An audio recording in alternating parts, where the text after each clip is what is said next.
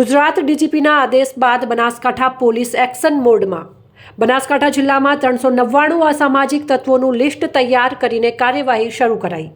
પાલનપુરમાં અસામાજિક તત્વોના ગેરકાયદેસર બાંધકામ ઉપર દાદાનું બુલડોઝર ફર્યું। હાઉસિંગ બોર્ડ સામે ગોબરી રોડ વિસ્તારમાં અસામાજિક તત્વોના ગેરકાયદેસર બાંધકામ ઉપર બુલડોઝર ફેરવ્યું। બનાસકાંઠા પોલીસે માથાભારે અને અસામાજિક તત્વોની માહિતી આપવા નંબર જાહેર કર્યો। પૂર્વ પોલીસે 24 જેટલા માથાભારે ઇસમોનું લિસ્ટ તૈયાર કરી તેમના સામે હાથ ધરી કાર્યવાહી।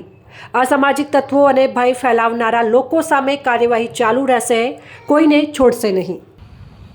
માનનીય ગૃહમંત્રી સાહેબ, માનનીય શ્રી ડીજીપી સાહેબ નાઓનું જે અસામાજિક તત્વો છે, બુટલેગરો છે, જે બેફામ બની ગયા છે, તેઓના પર કડક કાર્યવાહીના ભાગરૂપે માનનીય શ્રી અક્ષયરાજ મકવાણા સાહેબ, એસપી સાહેબ નાઓના માર્ગદર્શન હેઠળ સમગ્ર બનાસકાંઠા જિલ્લાની અંદર અને પૂર્વ પોલીસ સ્ટેશન વતી હું અત્યારે જે પણ પોલીસ સ્ટેશનના જે પણ અસામાજિક તત્વો છે, પ્રોહિબિટેડ લિસ્ટેડ બુટલેગરો છે કે જેઓ ખૂબ જ બેફામ બની ગયા છે, લોકોમાં ભય છે, તેવા તમામ લોકોના વિરુદ્ધની અંદર તેઓએ જે પણ ગેરકાયદેસર દબાણો કર્યા છે, ગેરકાયદેસર રીતે લાઇટ કનેક્શનો લીધા છે, જે ગેરકાયદેસર પાણીના કનેક્શનો લીધા છે, જે તમામ ઉપર કાયદેસર કાર્યવાહી કરી અને તેઓનું તોડી પાડવામાં આવનાર છે।